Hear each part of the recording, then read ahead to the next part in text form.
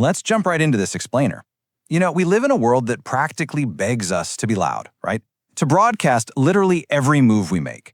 But there's this really fascinating psychological phenomenon we're unpacking today. Some of the absolute most secure people out there are actually the quietest ones online. They're not just logging off, they are actively opting out. And honestly, they're doing it from a place of profound psychological strength. Let's get into it. Have you ever noticed this? You know someone who has this incredibly full, rich, exciting life, but they almost never post about it. No selfies, no massive life updates, no look-at-me stories, none of it.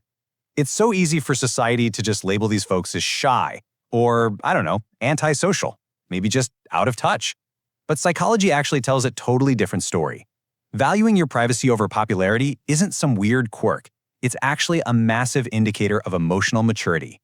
Which brings us to our first point, the privacy paradox. This is where what looks like hiding is actually a psychological superpower. So having a high privacy orientation doesn't mean you're a hermit hiding in a basement. It's a completely deliberate choice. People with this mindset are fiercely protective of their mental space. While a lot of us might catch ourselves waiting for likes or comments to validate a life event, these individuals rely entirely on self-validation. They literally don't need to announce their life to the internet for their experiences to feel real. It's subtle, but wow, is it a powerful sign of deep inner security? Number 2. Outgrowing external validation. This represents a complete shift in cognitive focus. Look, we're all pretty familiar with that cheap dopamine loop. You post, you get a like, you get a hit. It feels good. But for emotionally mature people, those quick hits just stop working. It's like they trade the fragile, cracked screen of external validation for this deep, stable glow of intrinsic self-worth.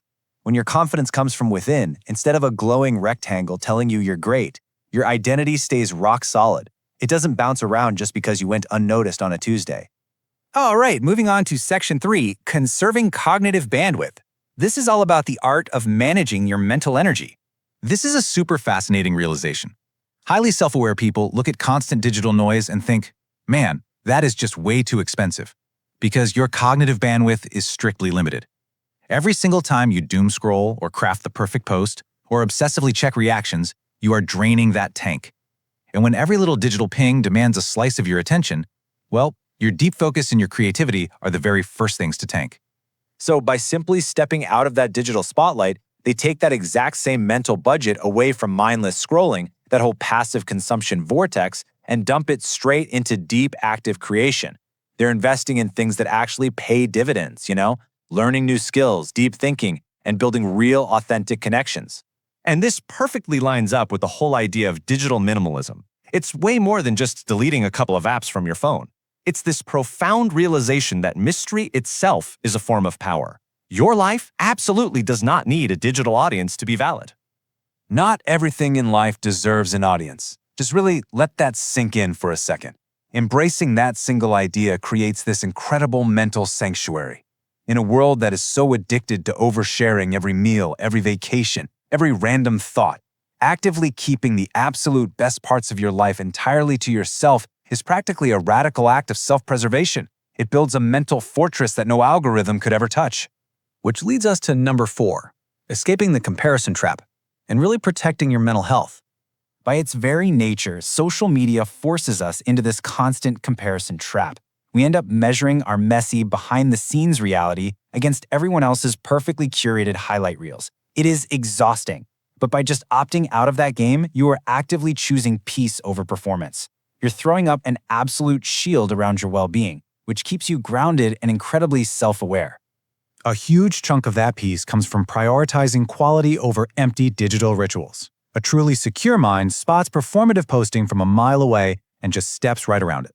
They're going to choose genuine connection every single time. It's actually kind of crazy when you think about the psychological weight here. For someone with a secure mind, having just one random, deep conversation on a totally ordinary day with a trusted friend holds infinitely more value than racking up 1,000 superficial likes on a generic birthday post. They would so much rather be seen clearly, flaws and all, by one person who truly matters than just be skimmed over by a massive crowd of strangers. And finally, Section 5, true emotional independence. The ultimate goal.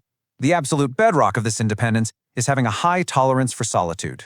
Once you build the capacity to just sit there, entirely comfortable alone with your own thoughts, This massive behavioral shift happens. You stop making life decisions based on this lingering fear of being replaced or left out or forgotten by the internet. That whole anxiety of irrelevance, it completely vanishes. You end up unlocking this level of real, unshakable confidence. You realize that choosing not to broadcast your life is actually the loudest, most powerful statement you can make. Every single day, you're proving to yourself that your existence is entirely sufficient all on its own. You don't need the warmth of the spotlight to feel okay. If you're nodding along and recognizing these patterns in yourself, know that this is the hallmark of a mind that values clarity way over chaos. At the end of the day, you simply don't need to be seen by the masses to truly feel seen. And honestly, that is a level of psychological strength that most people are still desperately trying to find at the bottom of their screens. As we wrap up this explainer, I want to leave you with a direct challenge. In a world so utterly addicted to digital noise, what specific part of your life could benefit from a little more silence? If true psychological power really does thrive in privacy, where could you start reclaiming yours today? Really think about it. Keep exploring the patterns that shape your mind, and I'll catch you next time.